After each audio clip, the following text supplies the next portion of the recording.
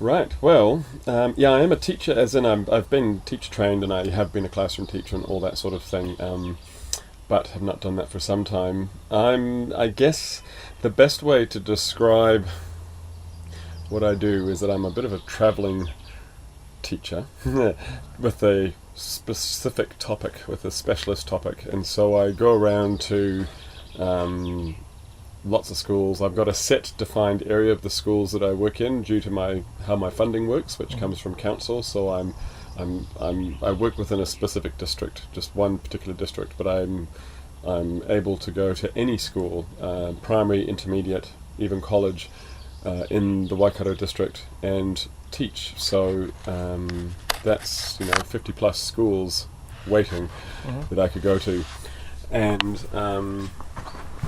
the topics I teach are centered around, if you've been talking to Extreme Zero Waste, then my connection is through them, and the contract that we get to teach that in the schools in the district is through through Extreme Zero Waste here in Whaingaroa, and their funding comes from Waikato District Council, and so kind of on behalf of Extreme Zero Waste, we carry out the waste minimisation education in the district. Waste minimisation, resource use, resource sustainability, everyday sense really. So I'm helping schools and families and communities to learn about the alternatives to putting things in the rubbish, basically, is my mandate. So how to compost and how to create worm farms and how to buy sensible choices in their packaging and in their shopping, and how to use water and everything to do with recycling and reusing and all those same keywords that we use over and over again, but exploring these sort of in depth, so the kids can really understand what these words mean. When you're always hearing reduce, reuse, recycle, and that sort of thing, and the kids can sing songs about it and all this stuff, but we really explore all those things in depth so they understand the impact, the huge change they can make by simply putting stuff in the right place and by making the right decisions about it, and making these everyday decisions. And I say that I like teaching waste, although I'm not quite too keen on that word, but I like teaching this topic because it relates to every single person. Within sustainability education, there's a lot of different avenues you can explore and look at. There's so many different things you can look at. And energy use and ecological buildings and riparian planting and water management and biodiversity and gardening, and there's just endless, food supply. There's so many topics you can look at. And the thing I like about waste is that everybody makes those decisions every single day. It relates to everybody every day. Everyone's making choices about what they're buying and what they're doing with it when they're finished with it. And so this is my message, I guess, to the kids. So I travel around, and I at the moment I'm pretty much fully booked, in the sense that if it's a school term, I'm in a school. So the schools have really responded and really love it. They love the topic. They love it's relevant. It's current. Schools are wanting to investigate these topics. They're wanting someone to come in and inspire them and bring in information from the outside.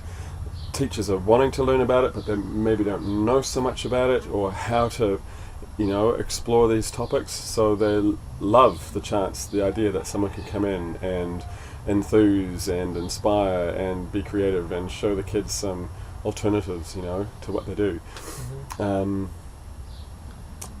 So, you spent some time teaching national curriculum in schools prior to this. Yeah.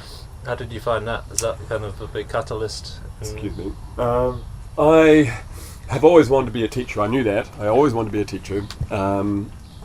In some way, I really struggled being a classroom teacher. I felt I was spending my days talking about stuff I didn't want to be talking about, and giving endless energy and time and preparation to all sorts of layers and levels of work that I didn't find relevant to lots of things, and really stressed out and was burnt out and quit. That's the short story of that. I walked away literally from it, and then spent a year in the garden was my response, and just studied organic gardening and got involved with community initiatives. This was down when I was living down in Christchurch in Littleton, and got involved with time banking, and that was the first one down there in Littleton, and kind of got into this practice of working on a community level, and as opposed to a national level like you are when you're in the Ministry of Education, and got involved with a school there, and that was kind of my training ground for what I'm doing up here. So I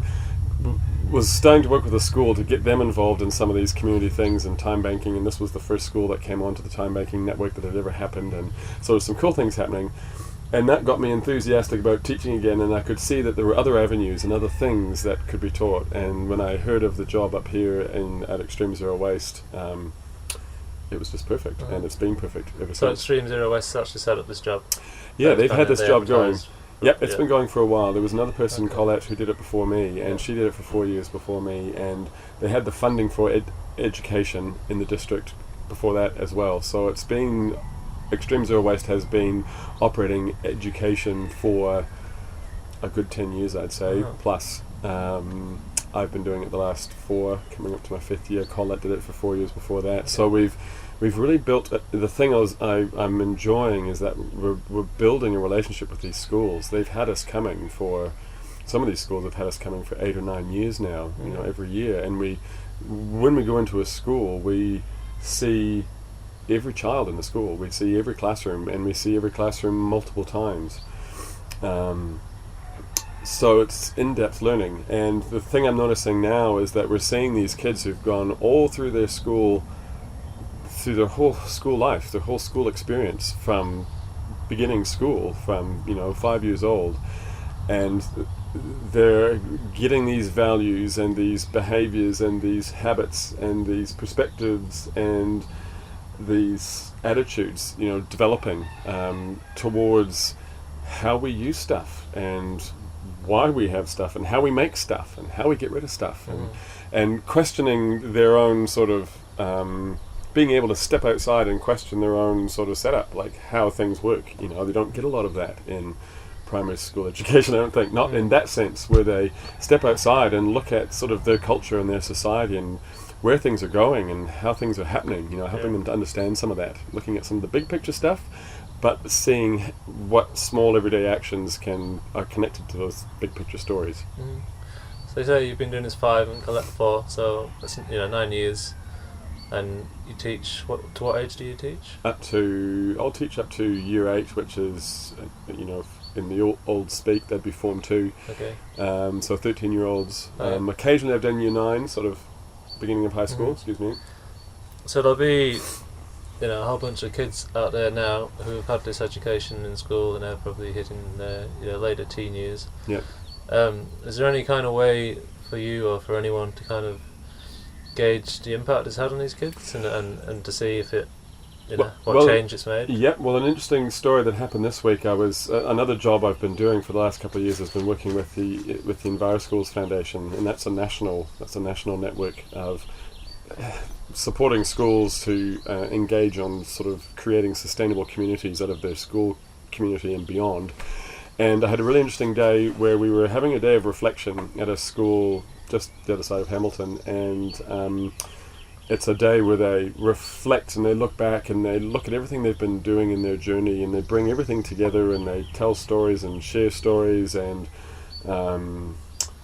but it's also about measuring the change, so noticing the change that's happened and what was it like before and what have we done and how is it now. And so as part of that story, a lot of people are involved in that kind of day to come back and to add their perspective. So we had past students and parents and the old caretaker and neighbours and the farmer next door and people from the marae and everybody coming together to complete this picture. And there were some students there who had been gone through these years of education, not just of the zero waste education that I teach, but also through the EnviroSchools program, and they were really frustrated because here were these kids who had been empowered and were able to had experienced what it was like, because this is what the EnviroSchools program offers, is the ability for kids to notice the situation, to explore some alternatives as to what could be done in response to that, then to take some action on that, and then to reflect back on it to see what change they made. It's this sort of cycle that goes around. And so these kids have been empowered because they've learned that they could notice a situation that they wanted to change or improve or make more effective or introduce something new, or on lots of different levels, and they've taken action and they've seen that change and they've seen that success and they've seen that they can do that, and they have seen that they can talk to adults and to the board and to local council and to the principal and push for things and make things happen even when people say no. They've learned that there's other ways of working around that and being creative and trying again and experiencing failure and all that. So they've done all that stuff in their primary school life, and the trend, it's changing for the positive, but the trend is often when they get to secondary school or high school that it just goes, it just kind of ends. And that empowerment and that ability to be an enviro group or to be students with a sustainability focus or kids that make change in their local environment, it's not supported nearly as much. And these kids were feeling really frustrated because they were full of ideas and full of things they wanted to do, and they were these empowered kids but not having an avenue to work, and they were having to just, that's part of the process, be creative and find their place, find how they can channel what they now have and have gained and their sense of change makerness, because that's sort of how they feel about themselves now. They know that they can make these changes and things, and finding where to put it. But you have these kids that are growing up that's why education is key, and that's why working with kids is key, because they just can see what needs to happen. And they're learning that they can just do it and they can make a change.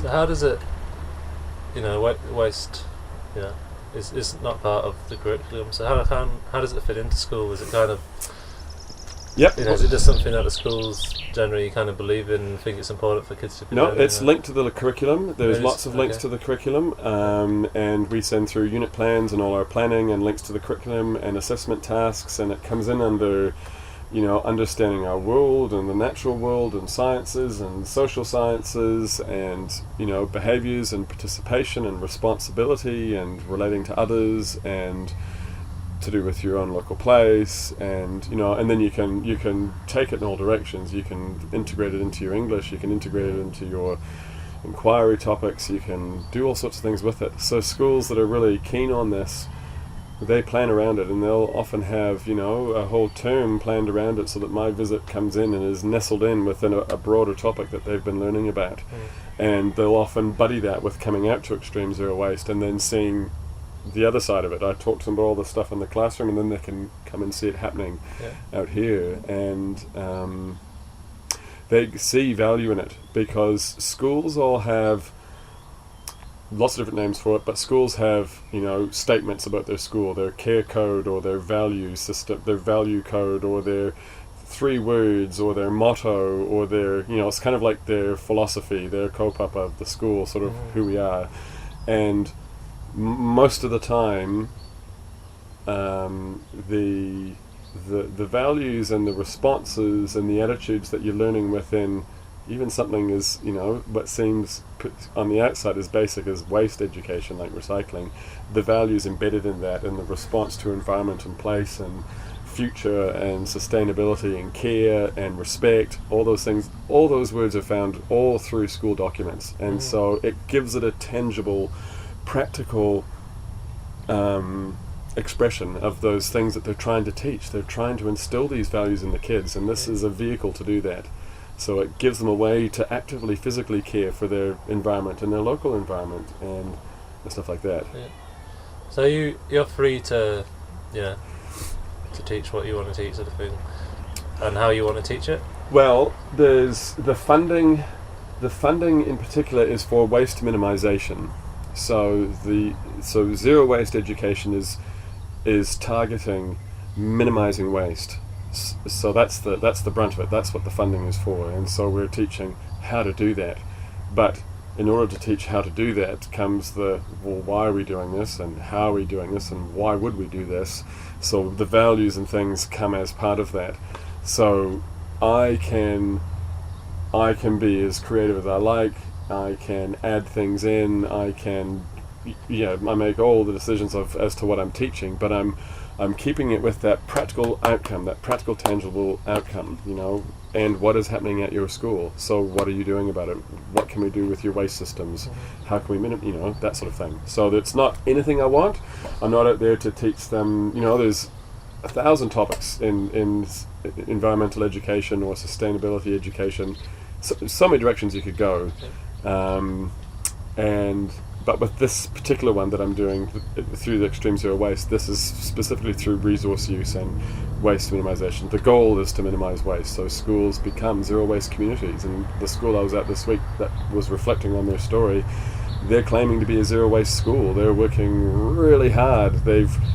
I can see this school journal article coming out of this idea, because they used to be a school. They were a school with a big smelly skip full of stuff and rubbish, and it was in the middle of this place that could have been beautiful, and they're the school that has no skip. They've gotten rid of their skip, not just removed it and made everybody think, well, now what do we do, but they've done it slowly over a process of time and with education and with creative solutions, and they don't have rubbish bins, and they don't have a skip, and they don't have waste, and they're on that track. They've done it. That's the goal, is to get schools like that. Schools are mini communities, so if we can figure out how to work together and participate and support each other in a small environment like that, that model can then go wider, and the kids learn how they have to work with each other and negotiate and share different ideas and have different perspectives and respect each other in the process, and there's all that social sustainability that goes along with it. You can't just call the shots and make a decision and expect everybody does it. They have to learn how to really work together, and that's a core, what they call a key competency in education, is this participation and contribution and participating and working with each other and working with other different kinds of people. And so again, something like recycling, something like worm farming gets people together and gets people working together toward a common goal. So how do you deliver the message? I think back at school, and there's a lot of sitting down and a lot of reading and writing, and not too much fun stuff going on. So you kind of freed up to be able to. Absolutely, and that's a real thrust for me. That's a real focus I have, is to, well, first of all, make the message inspiring, make it fun, make it enjoyable, make it funny, make it a great time. Have a great time doing it, and a positive message people are attracted to. So if it looks like fun, if it seems really positive, if it's entertaining and enjoyable and creative and expressive and all these things, then kids see that and they think, hey, I want to do that. I want to do what they're doing. So keeping it fun, but also equally important I believe in education is what we call experiential learning. So engaging all the senses. So you're not just hearing about it and having a mental process. You know what it feels like. You remember what it smelt like. You've seen it. You've smelt it. You've felt it. You've touched it. You've heard it. You've done something with it. You've seen how heavy it is. You've seen how smaller it gets. You see all these things, and that's really important, because that's what kids remember. So I try to make sure that all through my lessons there's things that we're touching, that it's visual, that it's tactile, that it's oral, that it's and words and writing and listening and playing and doing and outside and all these things together. And I bring my worms in and we look at compost through magnifying glasses, we build compost, we look at the stuff going on at school, we sort things out, we do as much as we can, we make stuff out of old stuff. So I try to get as much of that in to make it real, so that they can then go home and do that at home. That's the point. Take the message home, change your habits, change your lifestyle. Not change, but adjust your lifestyles. And this is the message I get from lots of parents. Kids come home enthusiastic, because often the teachers in the schools I'm at have kids in the classes I'm teaching in. So I hear through the teachers and saying, so-and-so came home and they said, and now we have to, and we must, and they've built a worm farm, and all this kind of stuff. That's what we want. We're wanting an outcome. We're wanting the kids to be enthusiastic about it, so that they go home and do it at home. How do the kids relate to you as a person, as the guy who comes in? Yeah. Who's a bit different. Yeah, to yeah, the teachers. It's great. There's a difference between schools I walk into for the first time. This is this relationship I'm talking about, and other schools have had me for years, so they look forward to me coming, and I'm an event when I come to these schools almost. For the first couple of years, I was still kind of not sure what the response would be, so I was kind of, trying to be a little bit, and take earrings out and tie hair back and put on kind of normal clothes and just kind of fit into the school system.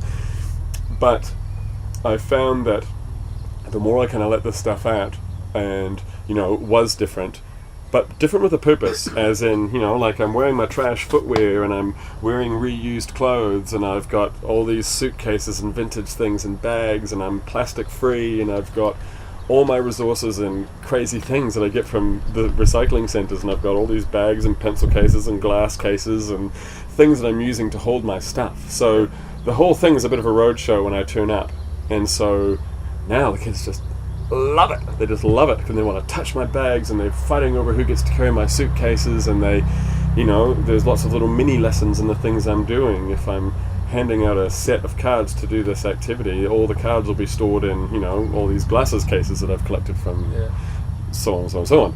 And so they respond really well, to answer the question. They love it, and because they respond so well, and because the kids routinely enjoy the learning so much, and because it's fun, and because it's engaging and enjoyable, the difference, I've kind of gained their respect on other levels, so the difference becomes accepted, and it's not even questioned and not even commented on. It's only sometimes in new schools, if I come in and I'm looking a little bit different, and the kids see this man, which could be a very unusual thing depending on the community, because some schools don't have men in schools, some communities don't have men in homes. There's a lot of things where a man in a classroom can trigger a whole lot of things that kids aren't used to. But not just a man with long hair, a man with 2 earrings, a man wearing crazy clothes.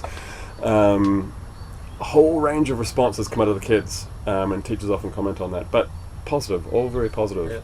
Yeah. And I'm really, I love what I do, and they can feel that. Kids are the best judge of that.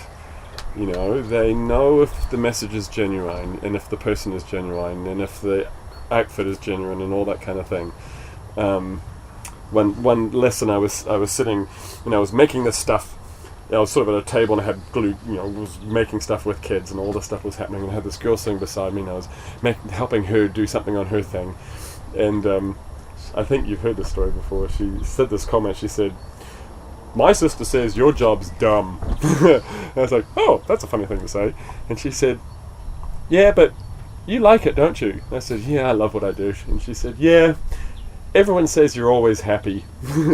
And so kids see that, and they feel it. And so when the message is not just a positive message, but delivered in a positive way, in an engaging way with the kids, and there's a respect between you and the kids, and you honor each other, and you're listening to each other, and you're working together, it's wonderful. I mean, I drive around thinking I've just got the best job in the world. I just love it. And as opposed to the behavior battles of being a classroom teacher, the joys I have being a visiting teacher and coming in and just having classrooms and classrooms and classrooms of kids just waiting to see me and loving the topic, and can't wait till I come back next, and don't leave and come back.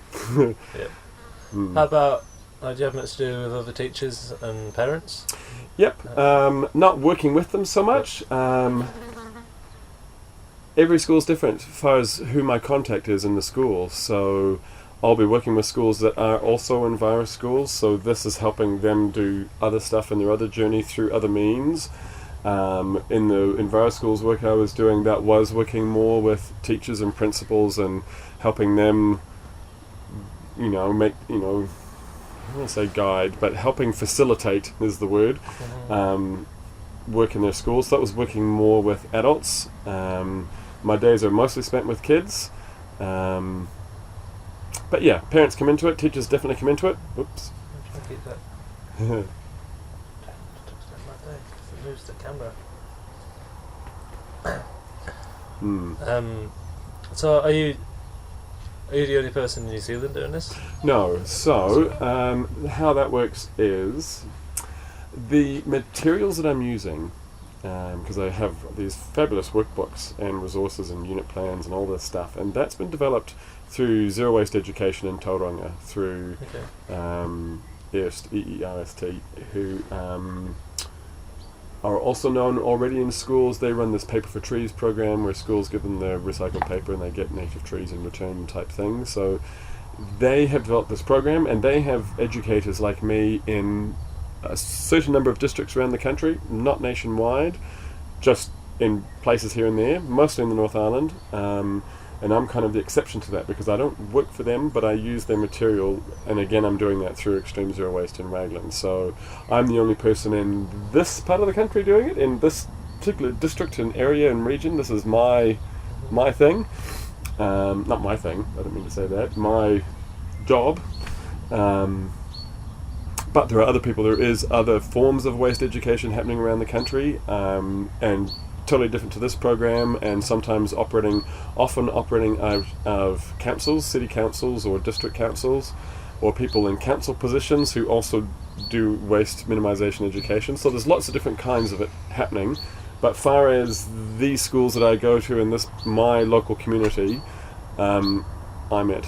Mm-hmm. But that comes again back to Extreme Zero Waste and their philosophy and idea that